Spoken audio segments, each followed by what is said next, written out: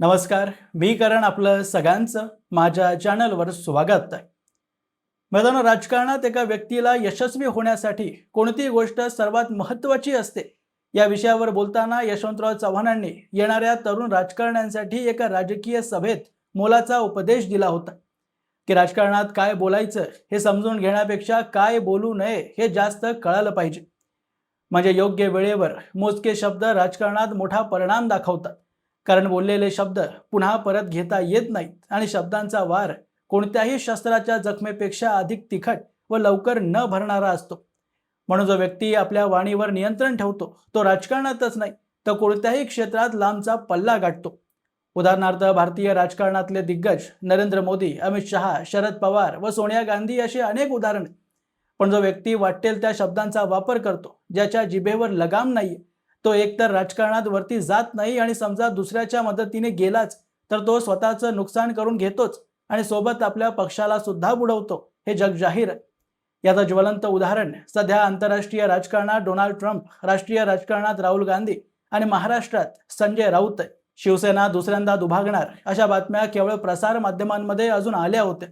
ठाकरेंचे 9 पैकी 6 खासदार एकनाथ शिंदे यांच्या संपर्कात असून त्याने लोकसभेचे अध्यक्ष ओम बिर्ला यांना पत्र लिहून आपल्याला स्वतंत्र गटाची मान्यता देण्याची विनंती केली आहे असं बोललं गेलं आणि त्यात तथ्यही आहे. पण त्या 6 पैकी एक सुद्धा खासदाराने अजूनही समोर येऊन आपण ठाकरेंची शिवसेना सोडतोय असं सांगितलं नव्हतं.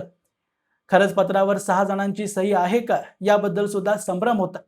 म्हणजे थोडक्यात, जरी 6 जण शिंदेच्या संपर्कात असले तरी त्यापैकी केवळ एकाला विश्वासात घेऊन जर ठाकरेंनी त्याला परत आणण्याचा प्रयत्न केला असता तर ऑपरेशन टायगर तिथेच बारगळलं असतं.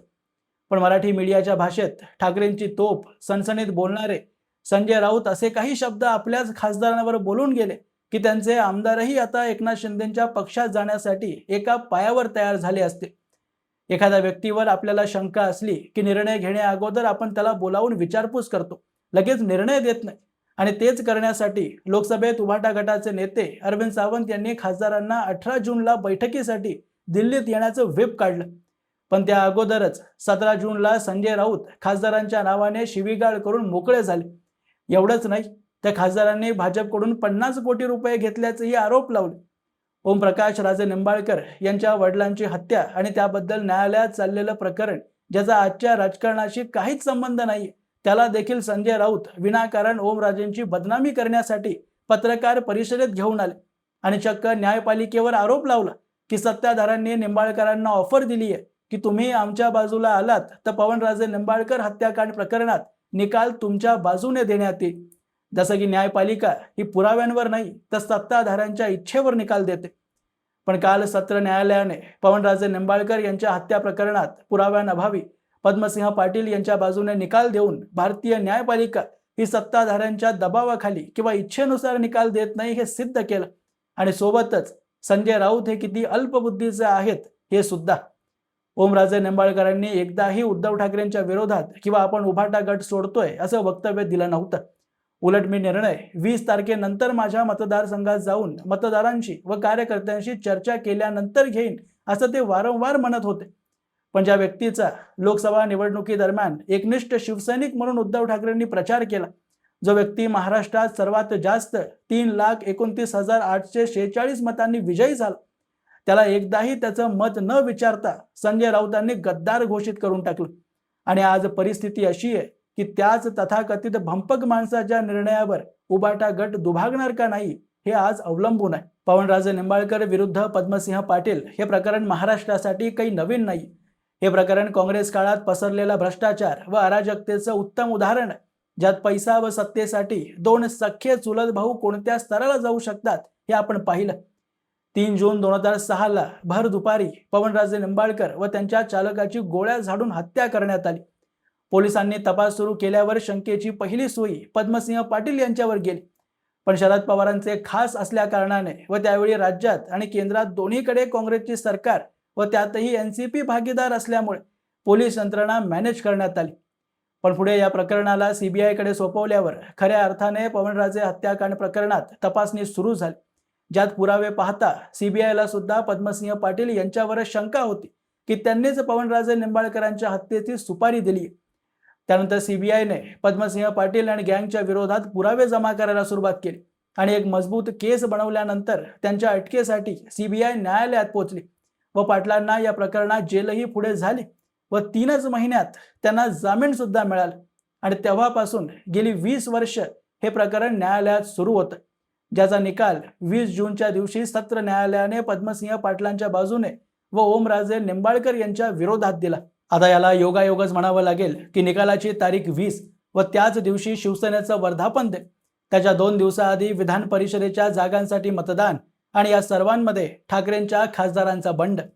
ज्यात 6 पैकी 1 खासदार ओमराजे निंबाळकरही होते, ज्यामुळे त्वेषाने संजय राऊतांनी न्यायपालिका सत्ताधाऱ्यांसमोर झुकली म्हणत पवनराजे निंबाळकर प्रकरणात निकाल आपल्या बाजूने लागावा याकरता ओमराजे एकनाथ शिंदे यांच्या बाजूला जाण्यास तयार झालेत असे बिनबुडाचे आरोप लावले। संजय राऊत म्हणतात की ओमराजे हा भंपक माणूस आहे, त्यांच्या नावातील राजे शब्द काढावा आणि आज हेच शब्द राऊतांना महागात पडतायत का नाही हे माहीत नाही, पण उद्धव ठाकरेंना मात्र नक्कीच महागात पडतायत, कारण आज ओमराजेंना आपल्या नेत्यांवर अंधविश्वास ठेवणाऱ्या खुद्द आदित्य ठाकरेंना भीक मागून भावनिक साथ घालावी लागते की अजून वेळ गेलेली नाहीये, योग्य निर्णय घ्यावा व तुमचे वफादार ज्यांचे शब्द उद्धव ठाकरेच बोलले म्हणून मानले जातात अशा राऊतांनी ओमराजेंनी शिंदेंसोबत जाण्यास निर्णय का घेतला याबद्दल त्यांचे विचार न जाणून घेता त्यांच्यावर जे शिंतोडे उडवले त्यानंतर कमीत कमी राऊत उबाटा गटात असेपर्यंत तरी ते परत येणार नाहीत किंवा विनाकारण एवढा अपमान केल्यावर एका स्वाभिमानी व्यक्तीने जाऊ सुद्धा नाही। कारण संजय राऊत जसं म्हणतात की उद्धव ठाकरेंनी सर्व नेत्यांना भावाप्रमाणे प्रेम दिलं, त्यांना निवडून आणण्यासाठी सभा घेतल्या आणि निवडून येताच तुम्ही त्यांची साथ सोडली तर हे लोक गद्दार आहेत। एका क्षणाला मी खरं जरी मानलं की खासदारकीची निवडणूक जिंकण्यात त्या स्थानिक नेत्यांची नाही तर केवळ उद्धव ठाकरेंची ताकद होती, तरीही त्यांची प्रामाणिकता ही ठाकरेंप्रती असू शकते, त्यांच्या दारातल्या रोज वाजणाऱ्या भोंग्याप्रती नाही। आणि जर तो भोंगा ठाकरे यांच्या दारात जाताच निवडून आलेल्या नेत्यांबद्दल रोज अपशब्द वापरत असेल, त्यांना घालून पाडून बोलण्याचा प्रयत्न करत असेल तर साहजिक आहे की मातोश्रीचे दार उघडून ठाकरेंची भेट घेण्या अगोदरच राऊत नामक भोंग्याचा आवाज ऐकून ते निघून जात असते, जे आज आपल्याला होताना दिसतंय आणि तेच कारण ओमराजे निंबाळकरांनी सुद्धा दिलंय। ओमराजे म्हणतात की भावनिकदृष्ट्या विचार केल्यास पक्ष सोडण्याचा निर्णय हा चुकीचा वाटतो, पण राजकीय दृष्ट्या विचार केल्यास तो बरोबर आहे। पैसे घेतल्याची चर्चा संपूर्णपणे खोटी आणि तथ्यहीन आहे। मुख्यमंत्री देवेंद्र फडणवीस आणि उपमुख्यमंत्री एकनाथ शिंदे यांच्याकडे इतके आमदार निवडून आलेले असतानाही ते शांत बसलेले नाहीत। स्थानिक स्वराज्य संस्थेच्या निवडणुकीत त्यांनी प्रचंड मेहनत घेतली, आता विधान परिषदेच्या निवडणुकीतही ते स्वतः फिरतायत। दुसरीकडे प्रकृती ठीक नसल्यामुळे उद्धव ठाकरेंना फिरणं शक्य नाही हे मी समजू शकतो, पण किमान आदित्य ठाकरेंनी फिरायला हवं होतं, कार्यकर्त्यांना ताकद दिली पाहिजे होती, पण दुर्दैवाने ते झालं नाही। पुढे ते म्हणतात की खासदार म्हणून लोकांची कामं करण्यासाठी आपण इतके प्रयत्न करतो, तरीही नगर परिषद, पंचायत समिती व जिल्हा परिषदेच्या निवडणुकीत आपली सत्ता का येत नाही हा प्रश्न पडल्याशिवाय राहत नाही।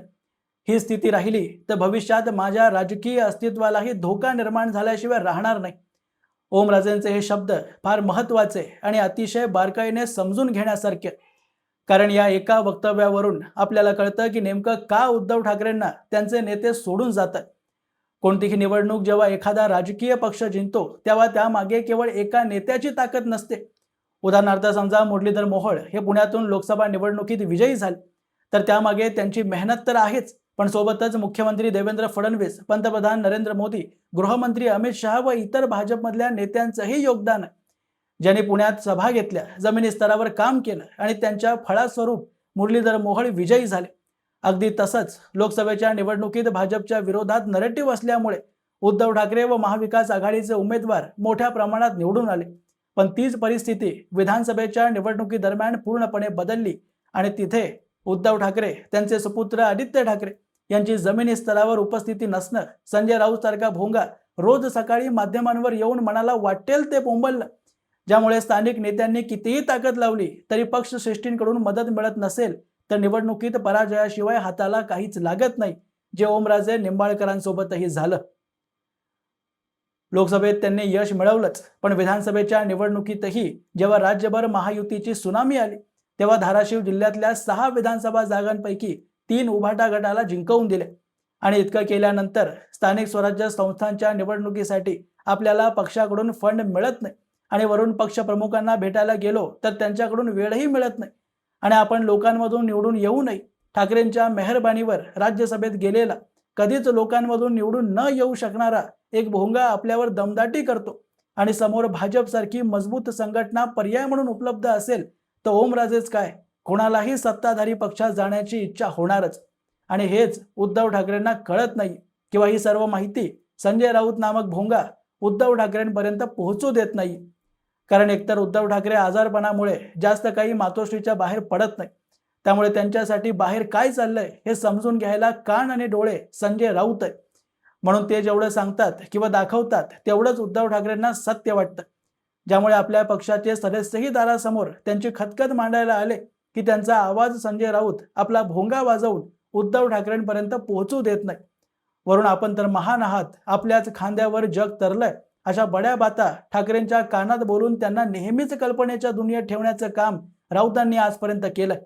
कारण जोपर्यंत ठाकरेंना सत्य परिस्थिती कळणार नाही किंवा समजून घेण्याची मानसिकता त्यांच्यात तयार होत नाही तोपर्यंत राऊतांचं राजकारण हे अबाधित राहणार म्हणून जोपर्यंत उद्धव ठाकरे त्यांच्या दारापुढचा भोंगा दूर करत नाही तोपर्यंत त्यांच्या पक्षाला महाराष्ट्राच्या राजकारणात कधीच स्थान मिळणार नाही ही काळ्या दगडावरची पांढरी रेघ आहे आणि मी हे अनेक वेळा म्हणालोय की शिवसेना दुभागण्यामागे फक्त आणि फक्त संजय राऊतच जबाबदार आहे सध्या उद्धव ठाकरेंना प्रशंसा करणाऱ्या भोंग्याची नाही तर अटल बिहारी वाजपेयींनी लोकसभेत सांगितल्याप्रमाणे रोज साबण लावून हजामत करणाऱ्या निंदकाची गरज आहे जो तुम्हाला जमिनी स्तरावर चाललेली सत्य परिस्थिती सांगेल आणि ती समजल्यावरच त्यावर मात करण्यासाठी तुम्ही उपाययोजना करू शकता पण शेवटी अट हीच आहे की संजय राऊत यांना लवकरात लवकर मातोश्रीपासून दूर करावं लागेल जे होताना मला तरी अजिबात दिसत नाहीये कारण राऊत हे उद्धव ठाकरेंपेक्षा रश्मी वहिनींचे खूप लाडके आहेत ज्यामुळे त्यांच्यासाठी मातोश्रीचे दार हे बंद होणार नाही आणि जर ते बंद झाले नाही तर एक दिवस असा आल्याशिवाय राहणार नाही जेव्हा उभाटा गटात फक्त उद्धव ठाकरे आदित्य ठाकरे आणि संजय राऊत हे तिघच तुम्हाला दिसतील असोत याबद्दलची तुमची मतं तुम्ही मला कमेंट बॉक्समध्ये अवश्य लिहून कळवू शकता आणि स्क्रीनवर दिलेल्या नंबरवर योगदान करून या चॅनलला मोठा करण्यासाठी मदत करा आणि अशाच माहितीपूर्ण व्हिडिओज पाहण्यासाठी माझ्या चॅनलला सबस्क्राईब जरूर करा भेटूया पुढच्या व्हिडिओमध्ये तोपर्यंत जय हिंद जय महाराष्ट्र